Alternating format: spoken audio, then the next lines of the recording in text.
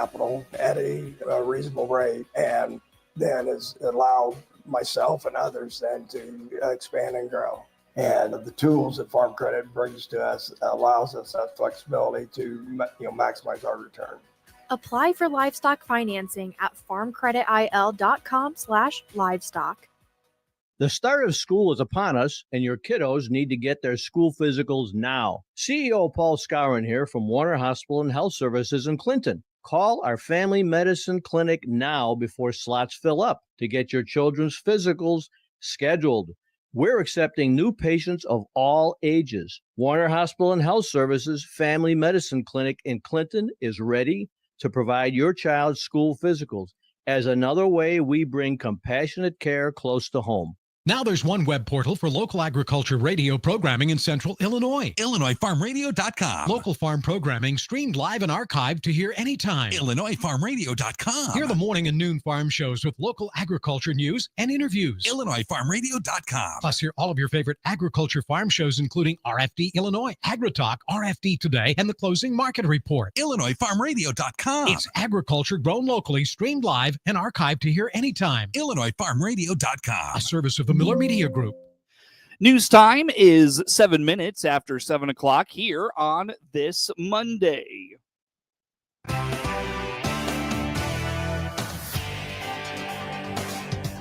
Top of the morning from the newsroom of Regional Radio and DeWittDailyNews.com. I'm Seth Lawrence with this expanded 7 o'clock newscast brought to you by Baum Chevrolet Buick in Clinton, your Silverado headquarters, and brought to you by Connexus, providing fiber internet to Clinton. Learn more at DeWittDailyNews.com. Registration for Community Action's Early Childhood Education Program, Head Start, is open, and its leadership is encouraging getting that process started now. Chrissy Conklin with Community Action explains registration is underway for the next school year, so she is encouraging getting signed up as soon as possible. She reminds Head Start is a needs-based program. Now is the time to do it. Yeah, so highly do not wait. Oh man, August is coming around. I should probably think about this. You need to think about it right now. Yes. Mm-hmm. Then we can, help you out and get the application complete and all that. So yeah, you could call our Lincoln office, 217-732-2159, on Facebook, Community Action Partnership of Central Illinois, or capsule.info. And there's a chat option on that page too. So if you don't feel like calling or whatever, we can help you that way. So there are some eligibility requirements. The main focus when Head Start started just a little bit over 60 years ago. We just had our 60th birthday in the United States. So that's really awesome. Hopefully there's 60 more years. But as far as eligibility goes, the main focus and the creation of Head Start was based upon helping low-income families. So that is the main focus for that. Foster families, children that are homeless. That is the focus. But we do take families, and we can take families that are considered over income. So over the federal poverty guidelines. It's not a large percent, but we can do that. Conklin indicates Head Start is always in need of educators. In DeWitt County specifically, they are in need of a family educator. These teachers will make home visits once a week for 90 minutes to help build foundational skills. In DeWitt County, so specifically Clinton, we are looking for a family educator. So if you're not familiar with what a family educator is, that is an individual that goes and does home visits. So they meet with families once a week for 90 minutes, and it is meant to help educate the parent or guardian to help their child. So there is a lesson. We have the curriculum, PAT, Parents as Teachers. So it's assisting them to be in that teacher type role with your children. If you want to teach your child a certain skill, like how do you go about doing that? Because when they're younger, you need to break it down. You can't just say, hey, go put your toys away. What does that look like? And, or hey, organize this or put the forks away here or whatever. Those are very foundational math skills, literacy skills, because it's sorting, it's colors, it's size, it's shapes. So, because some people are like, well, they're just utensils or they're just balls or whatever, but those are foundational skills. You have to know how to sort and organize things. Right. And that's part of the curriculum and working towards Mhm. that. Just one more mention of applications. We are always asking for applications. Naturally, families move in, they move out, their family situation changes. Same as school, like kids move in, move out, So yeah, we definitely would love to have more applications for all of our counties, DeWitt, Logan, Fulton, Mason, Menard, Payette. If you are interested in signing your child up for the Head Start program or applying for any of the educator roles they're in need of, visit capsule.info. Depending on where you are in central Illinois, droughts could be impacting you. Ed Shimon at the National Weather Service says there are parts of Illinois that are seeing early signs of drought thanks to very localized precipitation over the last few weeks. Yeah, you're exactly right. Yeah, we are seeing localized areas of some type of early droughts onset here. And it's hard to capture that. Yeah, I know when we update our maps for the drought, we're looking at, areas that have monitors or, reports of rainfall. But in between those reports of rainfall, there could likely be, periods of areas of drought. So when Dr. Trent Ford, the state climatologist, tries to update that map with collaboration and across the state, some of that stuff might be getting missed unless people report. And that's why we have, like in CocoRa's, the volunteer observing network, you can have a report of soil conditions. And that's huge benefit because there's some CocoRa's observers in DeWitt County. And even though there may not be, an official airport site in certain areas of the county, those soil conditions can go into the state climatologist's grab bag of tools for, hey, where's drought, where's not drought. And it's valuable for farmers and everybody to get a good snapshot of what things are really happening out there. Rainfall has been very localized in the last few weeks and has been very spotty as well. Shimon says it could just be within a mile or two of an area receiving rain and not another. Yeah, it's just that localized in summertime. It really is. I mean, within a mile, you can have complete downpour and dry.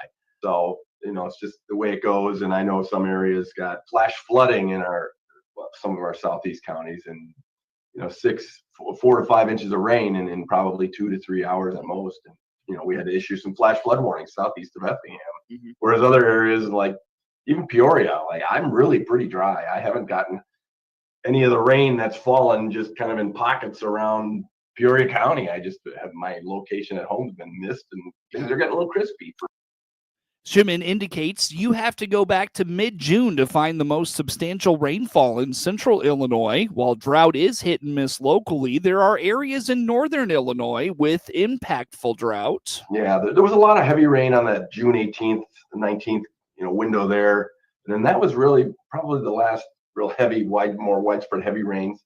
There was a massage of some of the areas of abnormally dry, but DeWitt County is still in no impact drought-wise in the monitor. We've got Vermilion and Champaign just to the east, including Payette County and a little bit of Macon. So they're in the abnormally dry, and then there's no more abnormally dry until you get to Peoria County and start Marshall Knox. So there's like a corridor right through the center, just east of the Illinois River. That's no impacts on the drought.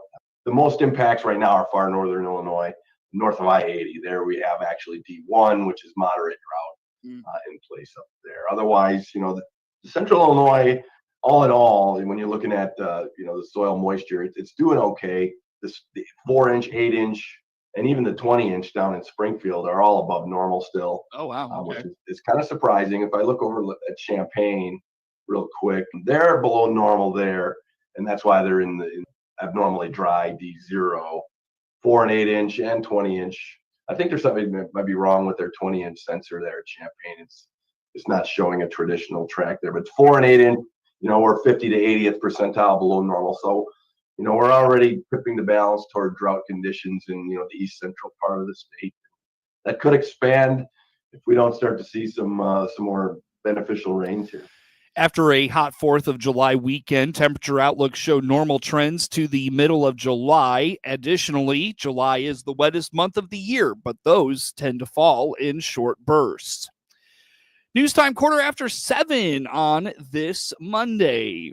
2025 marks nearly 90 years of Social Security in the United States. Whether you're approaching retirement age or decades from it, if you're an adult who is working and paying into Social Security, now is a good time to start thinking about Social Security.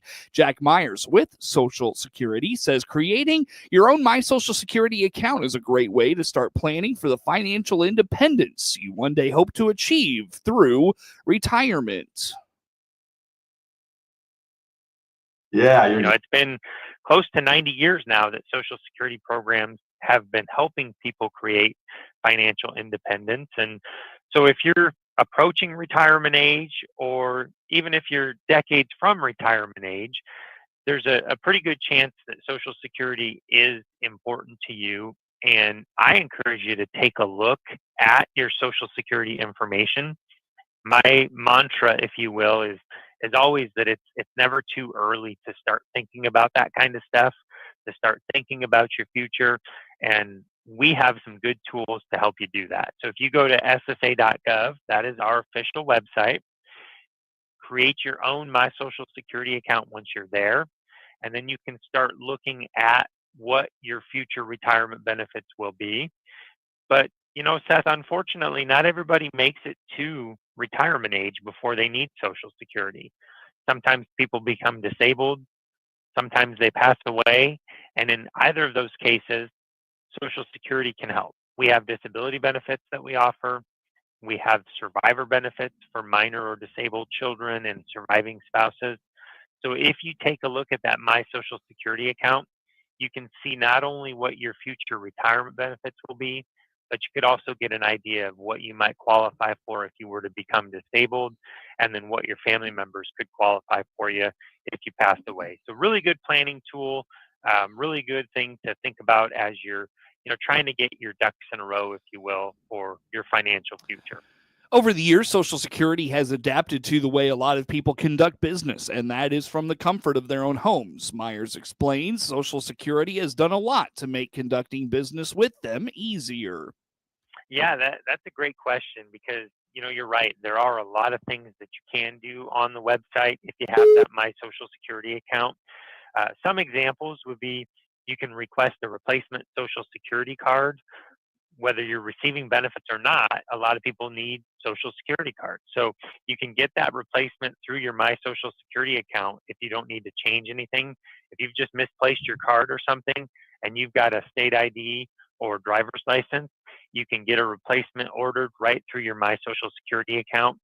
You can get a verification letter. So if you're getting benefits either from SSI or Social Security, and somebody needs you to show proof of how much you get from Social Security or SSI, you can get that letter in real time within your My Social Security account. Log into your account, pull up the letter, save it, print it, do what you want with it, but you can get it instantly. You can also start or change your direct deposit. Myers explains this is for Social Security beneficiaries only. You can also start or change your direct deposit if you're getting Social Security. You can't do that as an SSI recipient online, but you can do it online through your My Social Security account if you are getting Social Security benefits. That's something that you can't do over the phone anymore. So having that access to do that on the website is a really good thing.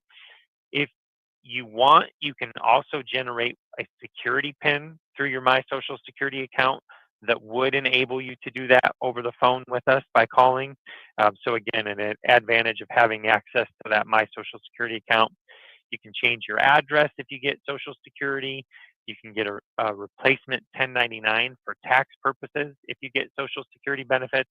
You don't need that for SSI because SSI benefits aren't taxable, but it is something you'll need when you go to file your taxes if you are getting Social Security. And something brand new that just came out, if you want to elect voluntary tax withholding, you can do that now through your My Social Security account as well. And Seth, that's so new, I didn't even have it in our rundown for today.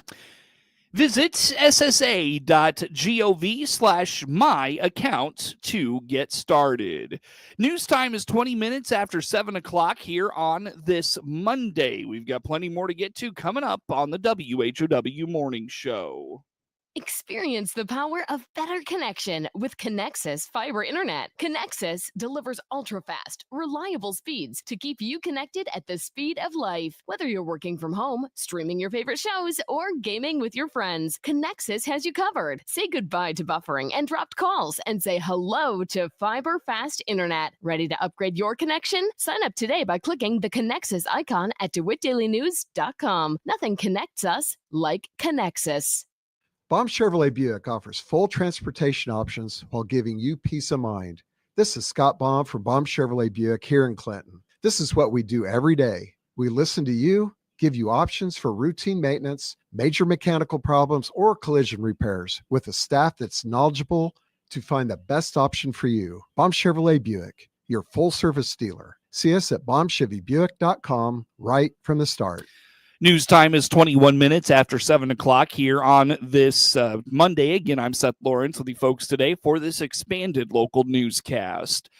Still awaiting the governor's signature on the deer nuisance legislation that was approved by the Illinois General Assembly last spring. The measure was a priority of the Illinois Farm Bureau. Legislation that was passed was sent to the governor. You got to remember the General Assembly has up to 30 days to send a bill, which they've done. Now the governor has 60 days to look at that piece of legislation and act on it, and all the others that are on his desk as well. And we've been in communication with the governor's office. We're pretty confident that he will sign it. It just takes time for them to get through their process and review things and get comments from everybody that wants to make comments. So they go through another process. And so we've made comments on that, plus other legislation that we had positions on. But once that legislation is signed, we would anticipate it'll probably be signed sometime closer to around state, what we anticipate, and we'll be working to see that get signed, hopefully publicly. But once that happens, then the Department of Natural Resources then has to put some rules and regulations in place in those processes. And they'll start that process now and hopefully have it ready. And once that's out, we'll have hopefully some forms and some steps on how to make this work a lot better and get those things worked out with the Department of Natural Resources. Kevin Semlo serves as the Illinois Farm Bureau Executive Director of Governmental Affairs and Commodities. Winter wheat harvest is underway in Illinois. An update from Paul Mooney, who farms in St. Clair County. So far, from what I've heard, and we actually have some of our own we've just dipped into, it's too early to tell widespread, but we were all concerned with this extremely wet spring that it was going to hurt the yield a lot. And now I'm not saying that there's flat fields that may not be hurt from drainage issues, but overall, it does appear that the quality of the wheat is good and the yield is going to be good, and test weight also. So it looks to be like we're on track for a standard, average crop, maybe even above average crop. So it's definitely not what we were expecting. It appears to be better than expected with the wet spring. Normally, winter wheat does not like a wet spring, especially towards the end when it's finishing up and ripening, but it appears to be that it's going to do pretty good. The latest Illinois crop report earlier last week indicated 17% of winter wheat crop had been harvested. This week's crop report will come out this afternoon. Volunteers are needed to staff the specialty growers tent during this year's Illinois State Fair, says Illinois Farm Bureau Associate Director of Food Systems Development, Regella Scavuzzo. It's my annual beg for you to come hang out with us. Everybody come volunteer at the Illinois State Fair. This is such an intricate time to build relationships with consumers, legislators, and the industry. It's really why we host this. But it's a lot of fun. So we sell our famous apple cider slushies. That's our signature item at the state fair, with our watermelon and our sweet corn right in the Illinois Department of Agriculture tent. If you volunteer with us, you get a ticket, parking, t-shirt, hat, as well as unlimited tasty goodies. But it's your time to talk to industry, connect with growers, both in the tent as well as outside of it. You do not have to be a specialty grower to volunteer with us. But it's a good way to get to know everybody. If you're interested, just shoot me an email at rscavuzzo@ilfb.org and we will get you the sign-up sheet. And coming and volunteering at the tent is a great way for you to experience the state fair. You work 3.5 hours and then you get to go see the rest of the fair. But people don't realize what's happening right there in the Department of Ag tent in the middle of the fair. So many people and places to see, and really, truly has built some phenomenal relationships through it. Last year, nearly 5,900 customers passed through the specialty growers tent during the state fair, celebrating the 100th anniversary of Country Financial with a corn maze. Adam Rader of Rader Family Farms in Normal planted the design last month. It's untypical in the way that we plant. We plant later, of course. Normally you're planting your corn a lot earlier, but we plant this right around the first or second week of June. And we do that for two reasons. One, we want the corn to still be green and stand longer through the season because we're wanting to use it all the way through the end of October. So we harvest some pretty wet corn at the end of October once we're all wrapped up, just because it doesn't have time to really dry down. But from a logistics standpoint, yes, I have some great friends who worked at Precision and one who was a Precision dealer, and they helped me with kind of, sizing the maize. We take the design and then we format it and put it into the monitor and make sure that we size it right so that our rows will come out and our pathways are wide enough. And then we, the precision planting is so amazing. It basically takes a 24-row planter and turns each row into an individual planter. So the rows turn on and off as need be for the design. So, I mean, you're literally where so many farms go out and they cut this maize and you have the stalk of the corn that's still a trip hazard, things like that. We're planting this maize and it is clean and just black dirt in between the corn rows where you're walking. The 10-acre corn maze will feature a design inspired by the country legacy. The maze will officially open to the public in September. News time is 27 minutes after 7 o'clock on this Monday. Time now for a look at this morning's obituaries. 46-year-old Daniel Lee Church of Maroa passed away June 30th at his family residence in Maroa. Graveside services for 46-year-old Daniel Lee Church will be at 3 p.m. this afternoon at Maroa Cemetery in Maroa. Calvert Funeral Home of Maroa is in charge of arrangements. Memorials can be directed to the Daniel Lee Church Memorial Fund. 87-year-old Marjorie Jane Gregory of Clinton passed away June 30th at her family residence in Clinton. Services for 87-year-old Marjorie Jane Gregory of Clinton will be at 2 p.m. Sunday, July 13th at Wapella Christian Church in Wapella, with Josh Gorey officiating. A private burial will follow at Memorial Park Cemetery in Clinton. The visitation is from 1 to 2 p.m. Sunday at the church. The family has entrusted Calvert Funeral Home of Clinton with arrangements. Memorials can be directed to the Wapella Christian Church. 27-year-old Nicholas Paul Ludwig of Clinton passed away June 29th at his residence in Clinton. A celebration of life for 27-year-old Nicholas Paul Ludwig will be at noon Wednesday at Calvert Funeral Home in Clinton, with Pastor Dan Michael officiating. The visitation will be from 10 a.m. to noon Wednesday at the funeral home. Memorials can be directed to the Nicholas Ludwig Memorial Fund in care of Bailey Ludwig. News time is 29 minutes after 7 o'clock on this Monday. Coverage of news today is brought to you by Baum Chevrolet Buick in Clinton, your Silverado headquarters, and brought to you by Connexus, providing fiber internet to Clinton. Learn more at DeWittDailyNews.com.